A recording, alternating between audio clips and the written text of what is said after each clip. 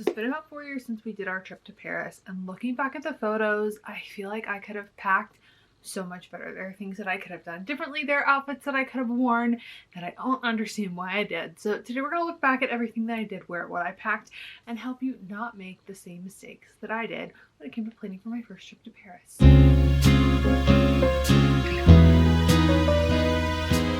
So we did a fairly long trip for our first trip to Paris, and we had 8 days, and that was really split between having days to do all of the things that we had planned to do and then days to really kind of wander in between. And like going back and looking at some of my outfits, I was honestly shocked at just how repetitive I was with things, keeping in mind that like I probably didn't have a lot of clothes and I didn't have a lot of things that really fit my body.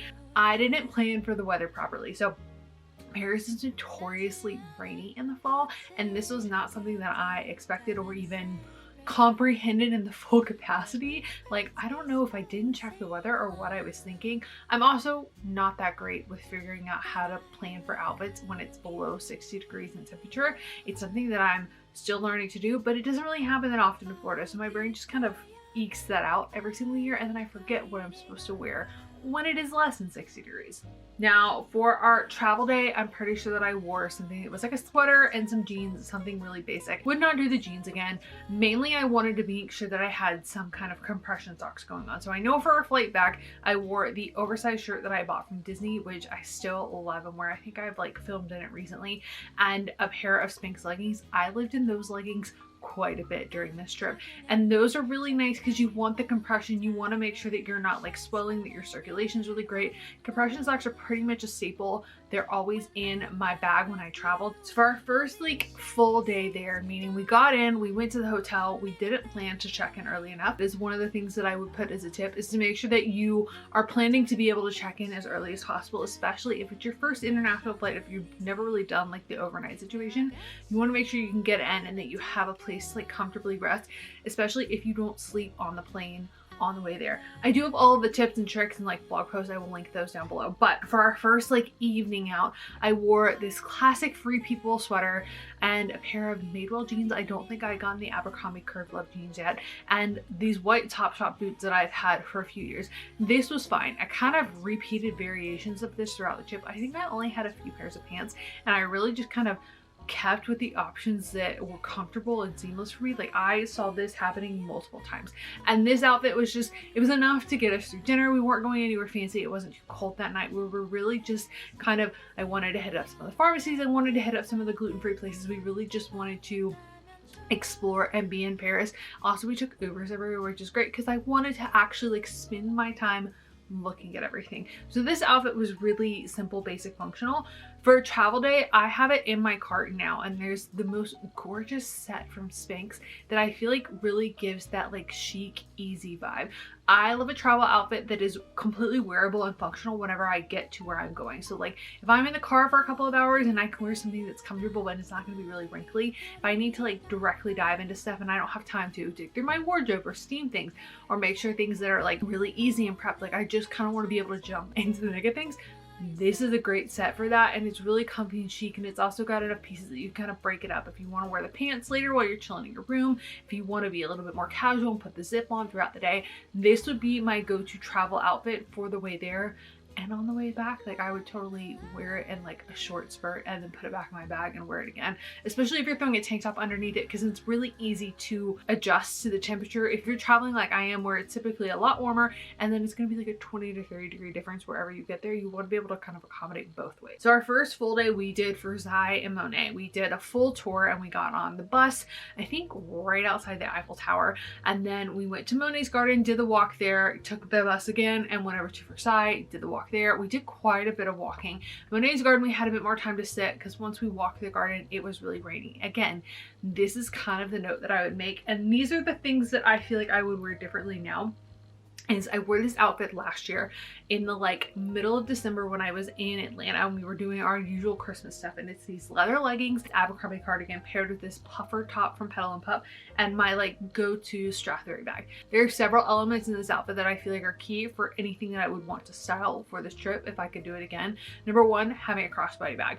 I tend to go with the motto of having at least 2 bags per trip and having at least 2 jackets per trip. You have a daytime bag, a daytime jacket, a nighttime bag, a nighttime jacket, and it just gives you options. Sometimes you want to be able to like be flexible with them, but like a lot of times what's going to happen is your daytime jacket probably needs to be a little bit thicker. It needs to be the one that like you're in and out and you're in the cold and you're doing the things and you're staying comfortable and warm. If you need to wear that at night, you can wear it at night, but most of the time for nighttime, you're able to have like a more casual clutch, like a simpler jacket, something where you're just in the car and getting out. It doesn't have to be as elaborate. So those are two things, especially because pickpocketing is like a big thing for Paris. Having something that's like small and kind of in your front is great. And this bag from Strasbourg, it's on the smaller side. So you could get a few other options, but I would 100% like do that as my option, along with these Dolce Vita boots. These are a DSW right now and they're waterproof.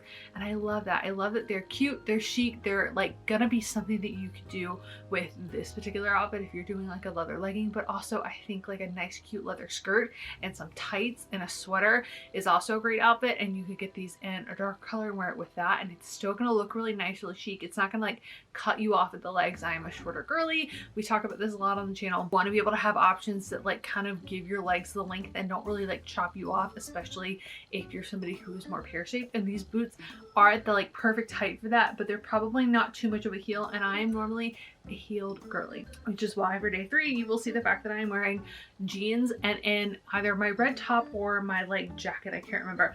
I wore this black cardigan a lot. I think I probably bought this instead. This like black trench from Zara. It was on my list to get while we were in Paris, and this was a wandering day. We went from a few places. I really had like a list of shops that I had seen on different like UK bloggers that I wanted to check out. I also really wanted to go to Anthropologie there. I found this fur coat that I ended up getting and I love and I still wear.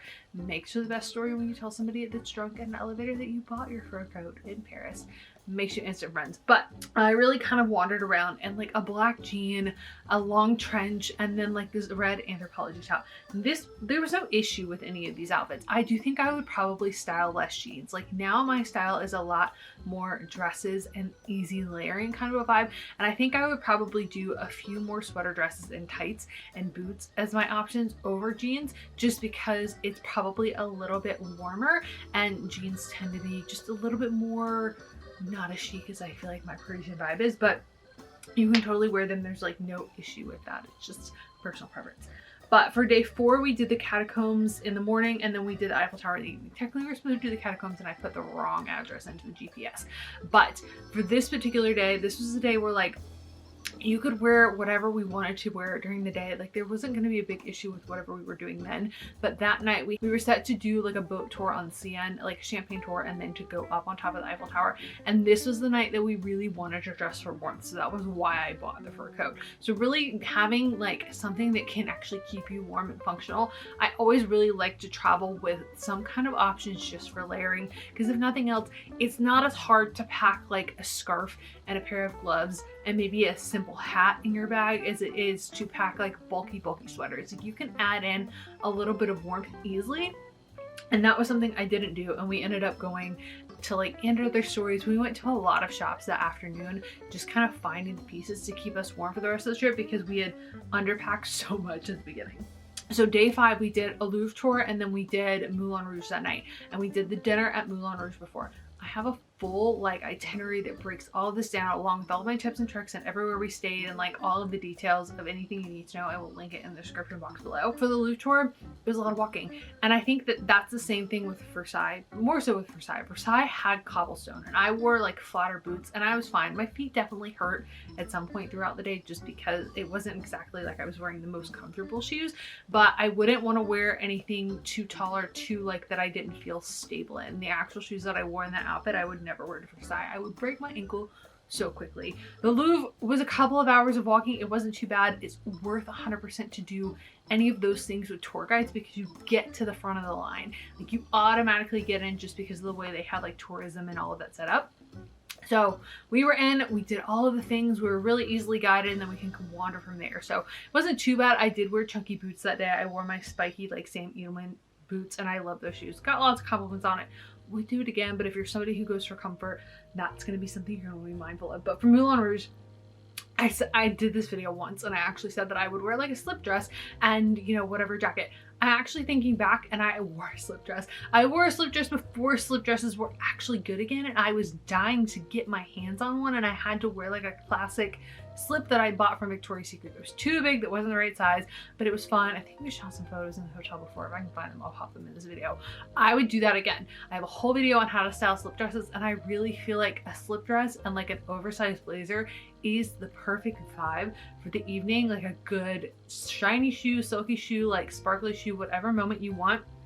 It was just the perfect, like, effortless chic outfit, and I loved it. I wear it all the time, but I would honestly repeat that for that specific evening, really even more so because are going to be doing sitting. Like, you're going to go in, if you do the dinner before, you're going to eat. It's really nice to do the dinner before because you just get to talk to people that you might not normally talk to, get exposure and meeting new people. We sat next to like the cutest mother and daughter group, and it was just so fun talking to them and like where they were from and like their whole story, and 100% would recommend that vibe. Although the show is not for everybody, but like that is kind of the energy of that atmosphere. So like a nice slip skirt and a blazer and you're good to go. Would not do jeans, it's gonna be a little bit nicer. Day 6 was another wandering day for us, and this was the day that I wore jeans again. I wore my white shoes and I wore my leopard print like coat. This was probably one of the last trips that I wore this. I'm pretty sure I got rid of it. This was a really casual day. I wore a Zara bodysuit. I wasn't too cold, I wasn't too hot. So, and that was like a nice thing to be able to do, was just to keep it really, really simple. I had a pouch bag. We did a lot of shopping and things. This was the day that we went back and bought another suitcase because we knew that we were going to need an extra one to come home. Mom bought a whole vase, the whole vase, whatever you want to call it. Whenever we were at Monet's garden, I bought some Christmas ornaments that I've yet to find more of to be able to utilize. We're working on that, but like, this is a day of just kind of casualness, and I do have a list of things that I would do alternatively. So, but I feel like these are the days in between. Like, I would have done more sweater dresses. Like I said, if it was a little bit colder, I think leather pants are such a great option. If you're not somebody who typically wants to layer and be really bulky, leather pants kind of do that work for you, and the fact that it's really going to hold in the heat. They're really my go-to for a lot of those things. You could layer something underneath that and add that extra warmth, but I don't tend to like to have like lots and lots of layers on, or I don't love to have layers on under jeans. Like, it's not my favorite, and I also don't buy jeans that are big enough for that. So if you're kind of the same in that capacity, it's a little bit easier to do that under a leather legging than it is to do it like maybe in thicker layers of jeans if that's not your vibe. And then our last day we went to Disneyland Paris. Again, it was raining, so 100% would recommend packing things that accommodate rain and making sure that like at least one pair of your shoes is waterproof. It's just nice to not have to worry about it. By the time we got there, I think I was a lot colder. That whole morning was just not a great experience. Like, I don't have good memories, and we probably should go back and like recreate that situation, because by the time we got to the end of the day, we'd been there for far longer than I probably wanted to be traveling, and I was ready to go. I was ready to get home. I was ready to get in the car, and we literally took an Uber back. Like, we had the bus that we could have ridden back in like several hours, and I was like, I'm done. I just want to be in the hotel room. I want to get on a plane. I want to go home. I'm over it. This day, it was a lot of walking, and that was fine, but it also was really rainy, and I think that's the like day where normally if you're kind of exploring and doing your time in Paris and like spending and enjoying whatever, if you're in the US, you're used to the fact that maybe you have like a theater you can go in and sit down and like kind of chill out, or there's other like comforts available. That was less accessible. That really wasn't the option for us there. So we needed to buy stuff to kind of keep us warm or to keep us like, you know, kind of comfortable. And it just wasn't something that we had fully planned and prepared for. So I am definitely somebody who enjoys a theme park, but I'm older in the fact that I like to do it in like chunks. And I think had we maybe stayed on property or been kind of closer or done it differently, I would have enjoyed it more. But it was just one of those days between the rain and everything else. It wasn't as fabulous, but really adjusting for the weather and adjusting for the fact that like you have less places to chill than you traditionally would in a park like that. You have like the little shops and stuff, but it's not the same experience if you've done like the Disney's here. That is helpful to know. Like, you're just gonna pack a little bit more differently. You want to make sure you have a little more comfort, you're prepared for the rain, and that you're like ready to kind of fully be in the park for a day, because I wasn't. So that being said, I will leave in the description box below a few of the things that I feel like I really wish that I'd had that I didn't have. If you guys want like a full itinerary, like a full packing guide, because looking back at my photos, I'm just like, I feel like I would have done this so differently. I would have packed differently. There are some pieces I really love. There are some pieces I feel like are staples for me. I'm much more of an efficient packer now, and like knowing exactly if I need to streamline it, Obviously I'm shooting content a lot of the times and I'm okay with like having more so that I'm getting the most out of a trip. But if I need to streamline my packing, I can be really concise and consolidated. So if you guys want that, let me know in the comments below and I will happily make that guide for you. But Christmas gift guides are coming. More content is coming for the holiday season. So make sure you're subscribed to the channel. I upload new videos every week. If you want to see more things from me, I'm on all of the socials. So whatever platform is best for you, I will leave them linked in the description box below. But I love you. It is a good day to have a good day. And I will see you all in my next video, which is coming very soon because we're starting gift guides in just a few